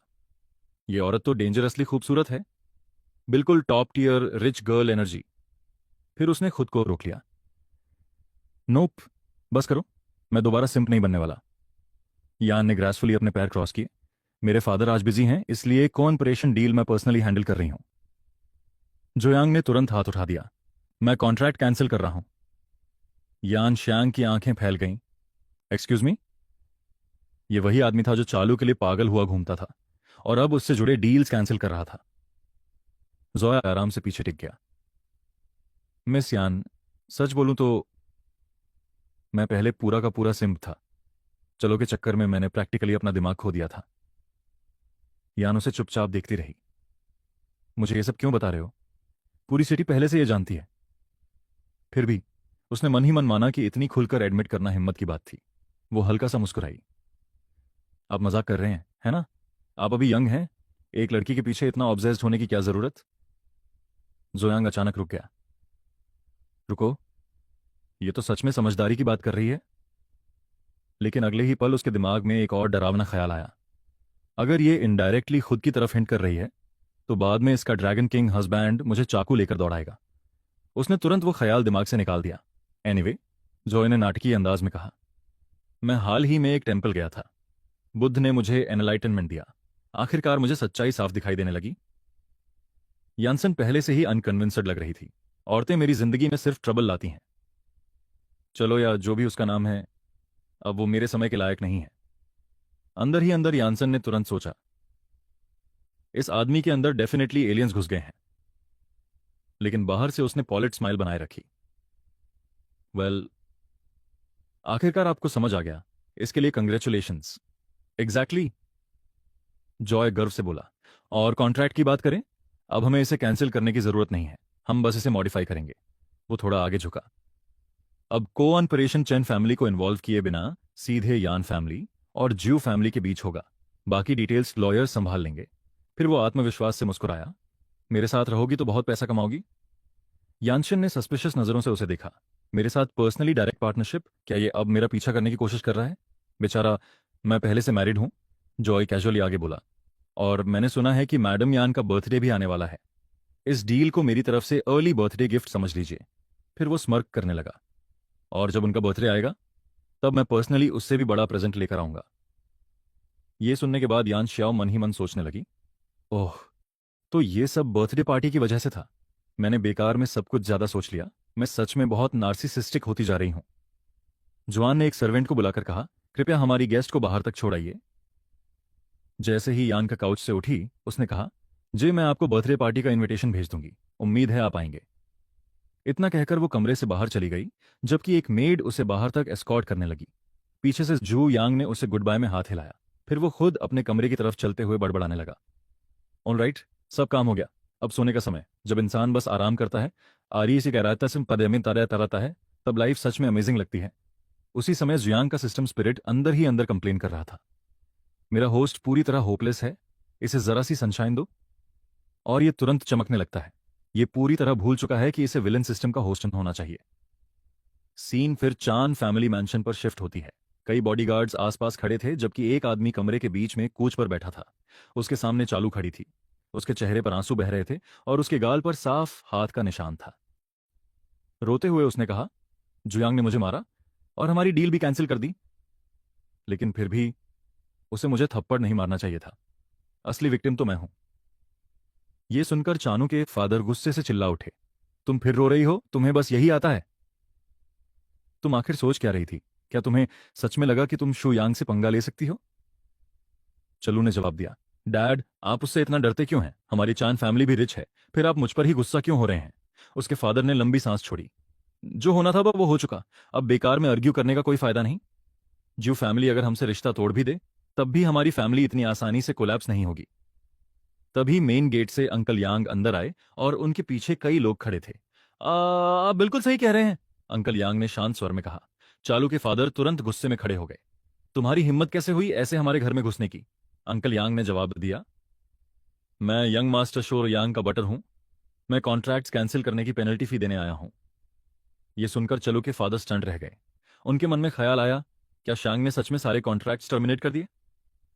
अंकल शुयांग ने डॉक्यूमेंट्स का एक बड़ा स्टैक निकाला और कहा, यहां कुल 38 कॉन्ट्रैक्ट्स हैं, जिनकी कंबाइंड वर्थ 100 बिलियन यूएन है।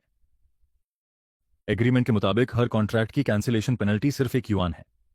फिर उसने कुछ पैसे आगे बढ़ाए और कहा, ये लीजिए 40 युआन, बाकी एक्स्ट्रा चेंज रख लीजिए। अंदर ही अंदर अंकल यांग गर्व से हंस रहा था। यंग मास्टर का प्लान सच में जीनियस है। चान फैमिली को 1 युआन पेनल्टी देना सबसे बड़ी ह्यूमिलेशन है। चालू के फादर गुस्से से फट पड़े, तुम्हारी हिम्मत कैसे हुई चान फैमिली का इस तरह अपमान करने की? अंकल यांग ने विनम्र मुस्कान के साथ जवाब दिया, फैमिली हेड, आपको गलत फहमी हुई है। कॉन्ट्रैक्ट्स के हिसाब से टोटल पेनल्टी सिर्फ 38 युआन बनती है। हमने तो आपको ऊपर से 2 एक्स्ट्रा युआन भी दिए हैं, तो इसमें हम आपका अपमान कैसे कर रहे हैं? फिर उसकी मुस्कान और गहरी हो गई। या फिर क्या आप जू फैमिली का अपमान करना चाहते हैं? यह सुनकर चलू के फादर ने ह्यूमिलिएशन में अपनी मुट्ठियां कस लीं। यह बर्दाश्त से बाहर है। लेकिन कॉन्ट्रैक्ट पूरी तरह ऑफिशियल था। यह आदमी अपने काम में बहुत ज्यादा माहिर है। अंकल यांग हल्का सा हंसा और अपने आदमियों से बोला, ठीक है चलो चलते हैं। पूरा ग्रुप मुड़कर जाने लगा। तभी एक बॉडीगार्ड जल्दी से चलो के फादर के पास आया और धीरे से फुसफुसाया, मास्टर हम इन्हें ऐसे जाने नहीं दे सकते। वो कॉन्ट्रैक्ट्स हमारी फैमिली की ज्यादातर टोटल वर्थ हैं। अगर फैमिली को बचाना है तो चालू की शादी जुयांग से करने की बात कीजिए और उससे माफी मांग लीजिए। चालू ने सब सुन लिया और तुरंत चिल्लाई, तुम कैसी बकवास कर रहे हो? अगर शिव यांग के पास जाकर भीख मांगनी है तो खुद जाओ।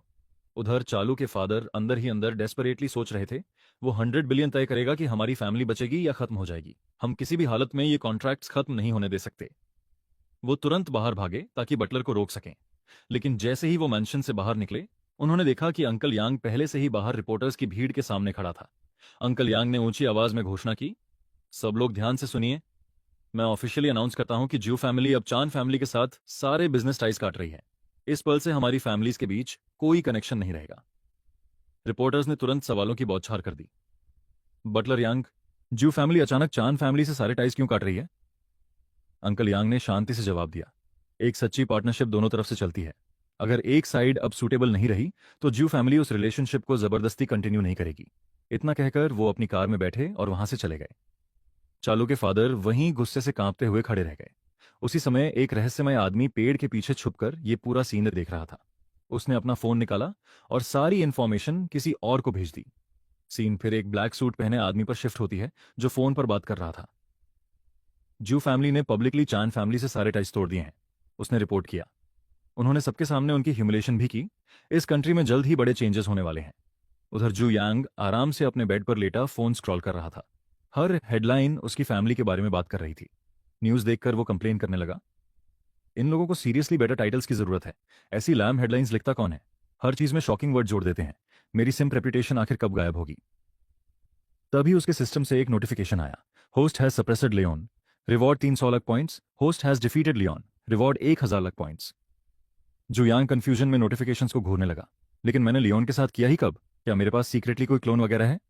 उसी समय सिस्टम स्पिरिट प्रकट हुआ और हेल्पलेस होकर सोचने लगा, ये होस्ट अविश्वसनीय रूप से डम्ब है।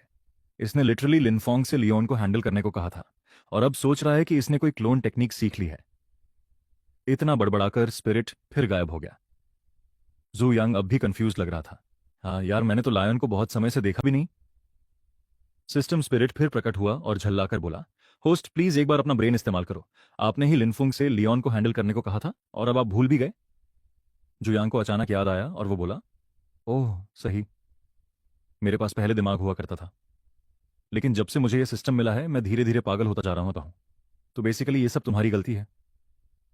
ये सुनकर सिस्टम स्पिरिट का दिमाग लगभग फट गया। मैं सच में चाहता हूं कि मैं होस्ट बदल सकूं। अगर मैं इंसान होता तो खुद तुम्हें पीट देता। सीन फिर शिफ्ट हुई। लिन फन बेरहमी से लियोन को पीट रहा था और चिल्ला रहा था, मानता है या नहीं? हार मान रहा है या मुझे और जोर से मारना पड़ेगा? लीन पूरी तरह डरा हुआ लग रहा था। उसके दिमाग में सिर्फ एक ही चीख गूंज रही थी, आखिर अभी हो क्या रहा है? ये आदमी मुझे इतनी बेरहमी से क्यों पीट रहा है? ये कहता है अगर मैंने एडमिट नहीं किया तो मार डालेगा, लेकिन जब मैं एडमिट कर लेता हूं तब ये हंसता है और फिर से पीटने लगता है। आखिर इसे कौन सा जवाब चाहिए? फिर कहानी फ्लैशबैक में गई और दिखाया कि लड़ाई शुरू कैसे हुई थी। दोनों कैंपस हॉल के अंदर थे जब लिनफन अचानक लियोन से टकरा गया। लियान तुरंत गुस्से में बोला, क्या तुम अंधे हो? लिनफेंग मुस्कुराया और जवाब दिया, डूड, मैं गलती से तुमसे टकरा गया और तुमने तुरंत गाली देना शुरू कर दिया। मैं तो लिटरली माफी मांगने वाला था, लेकिन अब जब तुमने पहले ही गाली दे दी है तो इसका मतलब तुम अच्छे इंसान नहीं हो। कोई असली जेंटलमैन ऐसे रिएक्ट नहीं करता। फिर उसने अपनी उंगलियां चटकाई और आगे बोला, और चूंकि तुम जेंटलमैन की तरह बिहेव नहीं कर रहे तो चलो इसे फिस्ट से सेटल करते हैं। यह सुनकर लीन मन ही मन सोचने लगा, मैं पहले ही फर्स्ट स्टेज के पीक पर हूं। ठीक है, मैं कल जू यांग से हार गया था, लेकिन वो अलग बात थी, और अब रैंडम लोग भी मुझे नीचा दिखा रहे हैं। स्क्रू दिस, मैं इस आदमी को सबक सिखाऊंगा। उसने लिनफन की तरफ देखा और कहा, ठीक है चलो बाहर चलते हैं। सीन वापस प्रेजेंट में लौट आई, जहां लिनफेंग अब भी लगातार लियोन को पीट रहा था। पंच मारते हुए लिनफेंग एक्साइटेड होकर सोच रहा था, मैंने कभी नहीं सोचा था कि इस आदमी को पीटने पर सिस्टम मुझे रिवॉर्ड देगा। मैं सीधे मास्टर रैंक से फाउंडेशन स्टेज तक पहुंच गया। यह फीलिंग कमाल की है। जो यांग सच में औसम है। लीन चिल्लाया, मुझे छोड़ दो, अब लड़ाई बंद करो, मैं हार गया, ठीक है, मैं गिव अप करता हूं। आखिरकार लिनफेंग खड़ा हुआ और उसे छोड़ दिया। फिर उसने ठंडी आवाज में कहा, यह याद रखना किड, अब से आंखें खोलकर चलना, तुम हर मिलने वाले इंसान से पंगा नहीं ले सकते। लेकिन यह सुनकर लीन और भी ज्यादा गुस्से में आ गया। उसने लिनफेंग को घूरते हुए कहा, तू आखिर है कौन? अगर हिम्मत है तो अपना नाम बता। लिनफेंग स्मार्क करते हुए बोला, मेरा नाम लिनफेंग है और मैं इकोनॉमिक्स क्लास से हूं। अब तुम्हें मेरा नाम भी पता है और क्लास भी। अब जो करना है कर लो। उसने अपनी गर्दन चटकाई और आगे कहा, मैं हमेशा रेडी हूं। इतना कहकर लिनफोंग वहां से चला गया। लियोन वहीं बैठा गुस्से से कांप रहा था। उसने तुरंत अपना फोन निकाला और अपने एक अंकल को कॉल किया। अंकल शान, कॉलेज में किसी ने मुझे पीट दिया, आपको मेरी मदद करनी होगी। कॉल के दूसरी तरफ से गुस्से भरी आवाज आई, तुमने क्या कहा? किसकी हिम्मत हुई तुम्हें हाथ लगाने की? लगता है उसे अपनी जान की कोई कीमत नहीं है। लीन ने जवाब दिया, वो भी हमारे कॉलेज का ही है, बस कोई गरीब लड़का है, नाम है लिनफन। उसके अंकल ने तुरंत कहा, ठीक है वहीं रुको, मैं उसे संभालता हूं। थोड़ी देर बाद कई पुलिस ऑफिसर्स ने लिनफोंग को घेर लिया। एक ऑफिसर ने पूछा, तुम्हारा नाम लिनफेंग है सही? लिनफेंग ने सिर हिलाया, हाँ मैं ही हूं। क्या हुआ? ऑफिसर ने अपना बैज दिखाया और कहा, मैं लॉ एनफोर्समेंट से चीफ वोंग हूं। डिप्टी डायरेक्टर शान ने तुम्हारे खिलाफ रिपोर्ट फाइल की है। रिपोर्ट के मुताबिक तुमने अपनी एनर्जी पावर्स इस्तेमाल करके किसी को घायल किया है। इन्वेस्टिगेशन के लिए तुम्हें हमारे साथ चलना होगा। यह सुनकर लिनफोंग स्टंडेड रह गया। उसके दिमाग में तुरंत ख्याल आया, मैंने अपनी पावर्स इस्तेमाल करके किसी को हर्ट किया? मैंने तो उसे सिर्फ फिस्ट से पीटा था। लीन ने सच में मेरे खिलाफ फेक केस कर दिया? लिनफंग ने जल्दी से अपना फोन निकाला और ऑफिसर्स से कहा, एक सेकंड रुकिए, मुझे एक कॉल करने दीजिए। पुलिसमैन ने अंदर ही अंदर सांस छोड़ी। इस लड़के की किस्मत सच में खराब है। ये किसी से भी लड़ सकता था, लेकिन इसे डिप्टी डायरेक्टर शान से पंगा लेना था। अब इसका काम तमाम है। फिर उसने जोर से कहा, ठीक है जल्दी कॉल कर लो, हमारा टाइम वेस्ट मत करो। लिनफोंग ने तुरंत शू यांग को कॉल किया। जू यांग, मुझे अरेस्ट किया जा रहा है। लियोन ने मेरे ऊपर फेक केस डाल दिया है। वो कह रहा है कि मैंने उस पर वेपन से हमला किया। जल्दी कुछ करो, मुझे बेल पर बाहर निकालो। इतना कहकर उसने कॉल काट दी और ऑफिसर्स की तरफ देखा। ठीक है चलो। जब वो उसे लेकर जा रहे थे, लिनफन मन ही मन कड़वाहट से सोच रहा था, मुझे तो इमॉर्टल एम्परर बनना था, मैं इस दुनिया पर राज करने वाला था। लेकिन अर्थ पर आए अभी सिर्फ दूसरा दिन है और मैं पहले ही जेल जा रहा हूं। यह तो बेहद शर्मनाक है। सीन फिर जू यांग की तरफ शिफ्ट हुई। सब कुछ सुनने के बाद वो जोर से हंस पड़ा। तो ये लोग सच में एक फॉर्मर एम्परर को जेल भेज रहे हैं? ये प्लॉट ट्विस्ट तो पागलपन है। नॉवेल्स में तो कॉब्स ऐसी चीजों से दूर रहते हैं। फिर लिनफांग के साथ ऐसा क्यों हो रहा है? वो खड़ा हुआ और अपना कोट पहन लिया। मुझे उसकी मदद करनी होगी। आखिर लिनफिंग ने मुझे ऑलरेडी 1800 अलग पॉइंट्स कमा कर दिए हैं, और सबसे जरूरी बात, वो मेरा टॉप गाई है। ऊपर से मुझे ईविल स्पिरिट मून रिवॉर्ड भी मिल चुका है। फॉर्मर एम्परर को सेफ रहना चाहिए। सीन पुलिस स्टेशन पर शिफ्ट है। जुयांग आराम से चेयर पर बैठा था, जबकि एक ऑफिसर उसे टी का कप दे रहा था। यंग मास्टर जुयांग, कृपया अपनी टी एंजॉय कीजिए। पीछे खड़ा लिनफंग ये सब देख रहा था। जुयांग ने कप उठाया और कैजुअली बोला, कम ऑन कैप्टन वोंग, इतना फॉर्मल मत बनिए। मैं तो बस किसी को बेल पर छुड़ाने आया हूं। कैप्टन वोंग जिस तरह जुयांग के साथ बिहेव कर रहा था, उसे देखकर लिनफोंग शॉक में पड़ गया। तो ये होती है पैसों की ताकत। वो मन ही मन सोचने लगा, थोड़ी देर पहले यही आदमी इतना सीरियस बिहेव कर रहा था, लेकिन जैसे ही उसने जुयांग को देखा, अचानक फ्रेंडली बन गया। जुयांग ने टी कप नीचे रखा और कहा, कानूनी तौर पर देखा जाए तो ये म्यूचुअल फाइट थी, कोई वन साइडेड असॉल्ट नहीं। मैं कॉम्पेंसेशन देने और मामला यहीं सेटल करने को तैयार हूं। कैप्टन वोंग ने तुरंत सिर हिला दिया। यंग मास्टर जू बिल्कुल सही कह रहे हैं, मैं लियोन से बात करूंगा। जू यांग खड़ा हुआ और फिर से हंसने लगा। मैं अभी तक बिलीव नहीं कर पा रहा कि तुम्हें अरेस्ट कर लिया गया। इतनी हंसी आ रही है कि कहीं मैं बेहोश ही ना हो जाऊं। अंदर ही अंदर वो सोच रहा था, इन लोगों ने सच में एक एम्परर को लॉकअप कर दिया। ये तो कमाल का मजाक है। उधर लिनफेंग अंदर ही अंदर गुस्से से जल रहा था। ये इतना हंस क्यों हो रहा है? इसमें इतना फनी क्या है? अगर मैंने इसके लिए लियोन को हैंडल नहीं किया होता तो मुझे अरेस्ट ही नहीं होना पड़ता। इस पूरी चीज का मास्टरमाइंड तो लिटरली यही है। थोड़ी देर बाद लियोन को भी स्टेशन में लाया गया। जुआंग ने उसे कुछ डॉक्यूमेंट्स दिए और कहा, इन पर साइन करो और फिंगरप्रिंट्स लगा दो, इस मामले को और मत खींचो। लीन ने पेपर्स तो साइन कर दिए, लेकिन अंदर ही अंदर वो गुस्से से जल रहा था। बस इंतजार करो जुयांग, मैं ये बात यहीं खत्म नहीं होने दूंगा। एक दिन मैं तुम्हें हर चीज की कीमत चुकवाऊंगा। साइन करने के बाद लियोन ने गुस्से में पेपर्स एक तरफ फेंके और वहां से चला गया। फिर जुयांग कैप्टन वोंग की तरफ मुड़ा। आपने कहा था कि डिप्टी डायरेक्टर कैनियन ने पर्सनली अरेस्ट का ऑर्डर दिया था, सही? कैप्टन वोंग ने सिर हिलाया। हाँ, डायरेक्टर एक्सन ने हमें उसे तुरंत अरेस्ट करने का आदेश दिया था। शुयांग ने तुरंत अंकल यांग को कॉल किया। अंकल यांग, मेरे लिए डिप्टी डायरेक्टर यान जोंग की इन्वेस्टिगेशन कीजिए, और अगर उसके बारे में कुछ भी सस्पिशियस या डर्टी मिले तो तुरंत रिपोर्ट कीजिए। जितनी ज्यादा डिटेल्स निकाल सकते हैं उतना बेहतर। फोन की दूसरी तरफ से अंकल यांग आत्मविश्वास से बोले, समझ गया यंग मास्टर, मैं सब संभाल लूंगा। कॉल खत्म करने के बाद शू यांग मुस्कुराकर डायरेक्टर वोंग से बोला, डायरेक्टर वोंग, ये आपका लेवल अप होने का मौका है।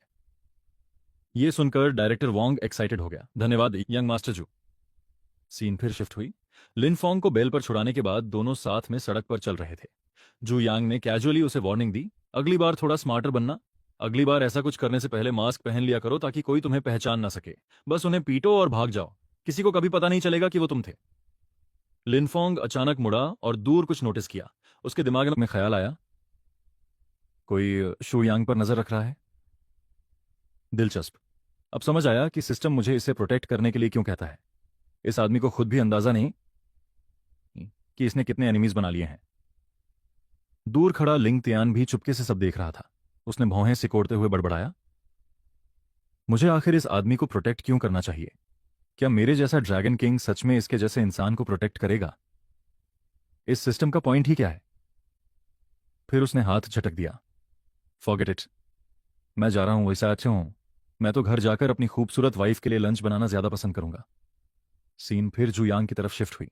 अचानक उसे एक फोन कॉल आया। कॉल चेक करने के बाद वो बोला, सॉरी, कुछ काम आ गया है, मैं अब जा रहा हूं। लिनफोंग, तुम खुद स्कूल वापस चले जाना। लिनफोंग थोड़ा सरप्राइज दिखा, लेकिन जू यांग बिना ज्यादा एक्सप्लेन किए जल्दी से वहां से निकल गया। थोड़ी देर बाद जू यांग की कार एक बड़ी बिल्डिंग के सामने जाकर रुकी। बाहर निकलते हुए उसने बिल्डिंग की तरफ देखा और मन ही मन सोचा, हमारी फैमिली ने यह बिल्डिंग इन्हें लीज पर दी हुई है। सच कहूं तो इन्हें तो एहसान मानकर हमें रेंट देना चाहिए। जू यांग अंदर चला गया। वहां उसने लॉबी में यान को खड़ा देखा और उसके पीछे एक आदमी फूलों का बुके पकड़े खड़ा था। वो यान शी से कह रहा था, शी प्लीज मेरी बात सुनो, ये फ्लावर्स इंपोर्टेड हैं, मैंने इन्हें ओवरसीज से मंगवाया है। ये बहुत एक्सपेंसिव हैं, इसलिए प्लीज इन्हें एक्सेप्ट कर लो। यान शान मुड़ी और ठंडे स्वर में बोली, फंजिंगमिन, हम इतने क्लोज नहीं हैं, इसलिए मुझे शी मत बुलाओ। अभी मेरी मीटिंग है, इसलिए मेरा पीछा करना बंद करो। दूर खड़ा जो यांग ये सब देख रहा था और मन ही मन सोच रहा था, इस बेखबर रिच किड को देखो, ड्रैगन किंग की वाइफ के पीछे घूम रहा है। उन्होंने देखा कि वो आदमी यान शेन का हाथ पकड़कर उसे जबरदस्ती आगे खींचने की कोशिश कर रहा था। फिर वो बोला, शेने, कैसी मीटिंग की बात कर रही हो? बस मेरा नाम बता देना, वो तुरंत कैंसिल कर देंगे। उनमें इतनी हिम्मत नहीं कि मेरी बेइज्जती करें। तभी जो यांग बीच में आ गया और बोला, तू आखिर है कौन जिसके लिए लोग तुझे रिस्पेक्ट करें? तू कुछ भी नहीं है। जो यांग मन ही मन सोचने लगा, मैंने नहीं सोचा था कि मैं सच में इस मामले में इंटरफियर करूंगा। वो रिच लड़का गुस्से में मुड़ा और चिल्लाया, किसकी इतनी हिम्मत हुई मुझे इंसल्ट करने की? बिलीव करो या नहीं, मैं तुम्हें नदी में फेंकवा सकता हूं। लेकिन जैसे ही उसने जोए यांग को देखा, वो शॉक में जम गया। जोए यांग मुस्कुराते हुए उसके पास आया और बोला, क्या कह रहा था? मुझे नदी में फेंकवाएगा? जरा दोबारा बोल। जोए यांग को पहचानते ही वो आदमी तुरंत पैनिक में आ गया। घबराकर वो बोला, यंग मास्टर जोए यांग, माफ कीजिए, मैं आपको पहचान नहीं पाया। प्लीज मेरी बातों को सीरियसली मत लीजिए। आपके स्टेटस का इंसान मेरे लेवल तक क्यों उतरेगा? जैसे ही उसने ये कहा, जोए यांग ने उसे लात मारकर जमीन पर गिरा दिया। जोए यांग ने अपना कोट ठीक किया और ठंडी आवाज में बोला, चुपचाप दफा हो जा। अंदर ही अंदर जोए यांग सोच रहा था, ड्रैगन किंग, मैंने तेरी वाइफ को तेरे लिए प्रोटेक्ट कर दिया। जब मैं पूरी तरह चाइल्ड ऑफ डेस्टिनी को सप्रेस कर दूंगा, तब शायद तू भी लिनफंग की तरह मेरी मदद करेगा। वो आदमी घुटनों पर गिर गया और बोला, यंग मास्टर जो, मैं अभी चला जाता हूं। इतना कहकर वो जल्दी से वहां से भाग गया। सीन फिर मीटिंग रूम में शिफ्ट हुई। यान शांग और जो यांग साथ बैठे थे। यान शांग उसकी तरफ देखकर बोली, यंग मास्टर जो, आपका बहुत धन्यवाद। जो यांग ने जवाब दिया, मुझे यंग मास्टर बुलाने की जरूरत नहीं है, तुम मुझे बस जो यांग कह सकती हो। ऐसे मत बिहेव करो जैसे हम अजनबी हों। अब कॉन्ट्रैक्ट दिखाओ। यान शियान ने अपना पर्स खोला, कॉन्ट्रैक्ट पेपर्स निकाले और उसकी तरफ बढ़ा दिए। जो यांग ठीक से बैठ गया और ध्यान से डॉक्यूमेंट्स चेक करने लगा। रिव्यू करने के बाद उसने सीधे पेपर्स पर साइन कर दिए। ये देखकर यानी बोली, आपने डॉक्यूमेंट्स ठीक से पढ़े भी नहीं? क्या आप सच में सब कुछ चेक किए बिना साइन करने वाले हैं? जो यांग ने जवाब दिया, अब से हम प्रैक्टिकली फैमिली हैं, इसलिए इतनी सावधानी की जरूरत नहीं है। यह सुनकर यान शांग थोड़ा शॉक में पड़ गई और मन ही मन सोचने लगी, रुको एक सेकंड, इसका मतलब क्या था? क्या ये मुझे पसंद करता है? लेकिन मैं तो पहले से मैरिड हूं। अगर ऐसा है तो शायद मुझे लिंग यान के साथ भागना पड़ेगा। जो यांग अपनी चेयर से खड़ा हो गया। यान शान ने एक इनविटेशन कार्ड निकाला और उसे देते हुए बोली, मेरी ग्रैंडमदर का बर्थडे 2 दिन बाद है, आपको जरूर आना होगा। जो यांग ने इनविटेशन लिया, उसे देखा और बोला, हाँ मैं डेफिनेटली आऊंगा। फिर वो मन ही मन सोचने लगा, बर्थडे पार्टी हो? उम्मीद है ये पार्टी इंटरेस्टिंग होगी। ड्रैगन किंग भी शायद वहां होगा। सच कहूं तो मैं इसके लिए काफी एक्साइटेड हूं।